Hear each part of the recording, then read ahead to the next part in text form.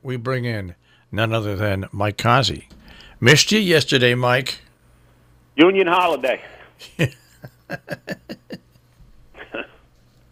Union holiday. Okay.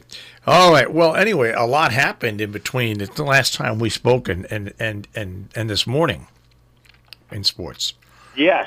The Nats are one game away from the World Series.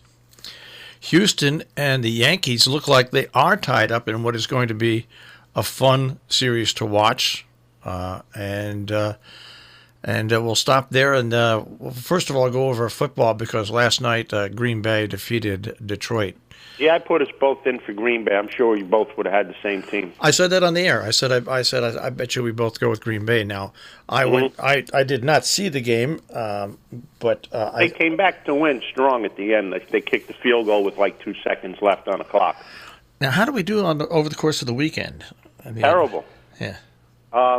You lost with Kansas City and Dallas, and won with San Francisco. I lost with Kansas City and Dallas and won with Buffalo.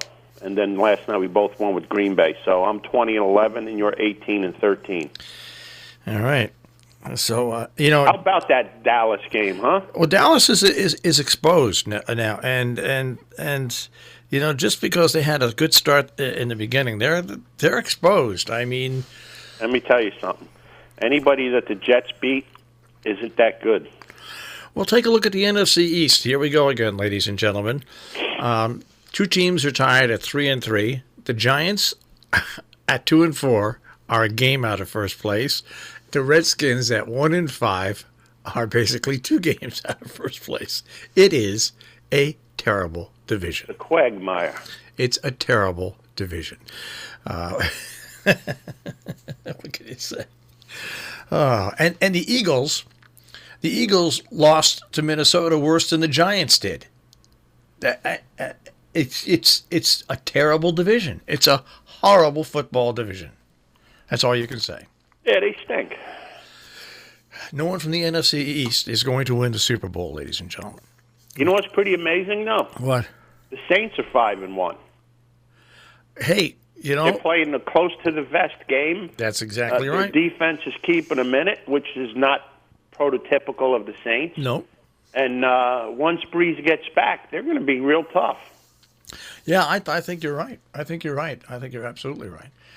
Well, anyway, so that's the way that all stands. And I'm trying to think if anything other exciting happened in the NFL over the course of the weekend. And not really, other than the it's pretty cool with the Redskin-Dolphin game. Yeah.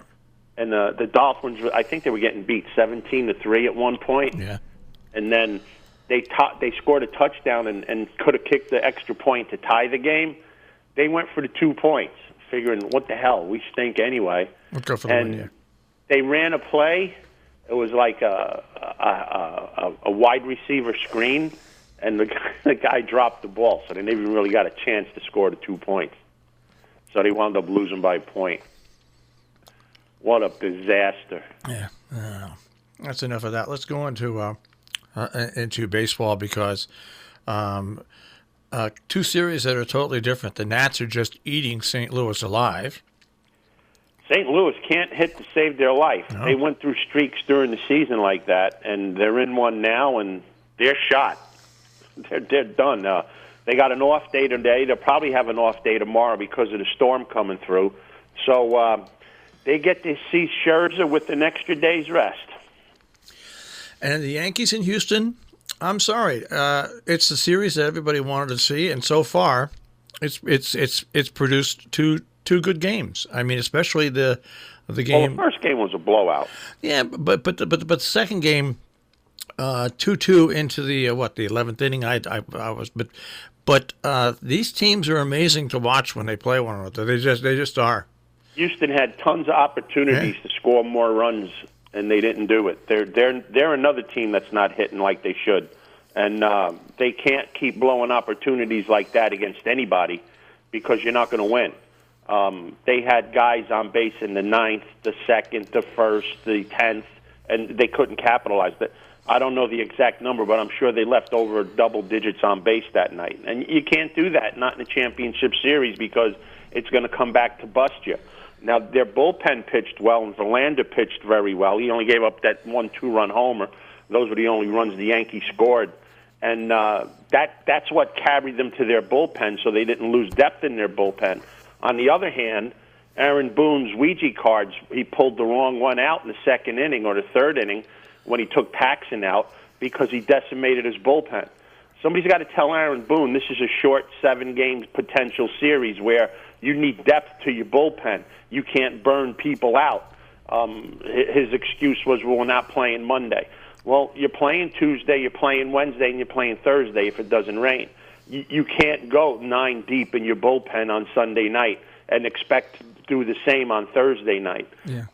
That's the reason why the Yankees lost that game, because they shot themselves in the foot by burning out the bullpen, and they had to go to Happ.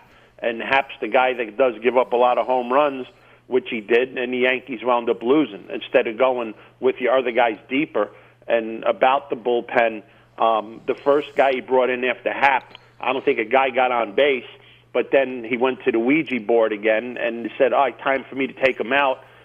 He brought in the guy that was number 0. I can't think of his name right now. First pitch, gave up a bomb. So the mismanagement of Aaron Boone is basically what cost the Yankees game 2. Well, anyways, it's going to be interesting to see it. They're going to get rained out on Wednesday. They'll play tonight. They'll get. Well, you would think so. Yeah, no, they'll get rained out on. You would think so. It's going to be. They should call that game off tomorrow morning. They should announce it at the end of the game tonight that everybody who has tickets to this game be prepared, because it's more than likely not going to be played. So people don't come to the stadium or have to come to the stadium. So we'll see what they do though. But they're not going to play on. They're not going to play on a Wednesday. They shouldn't. Yeah. Neither game should be played on Wednesday, because today, like I said, today's an off day for the Washington series, so they play tomorrow, and that's only a couple hundred miles south, and that's the way the storm's coming. That's exactly right. They're getting rain too. So, well, all right. Well, we'll see what happens with that. But now the other thing with the Yankees is Stanton. Yeah. He's hurt again.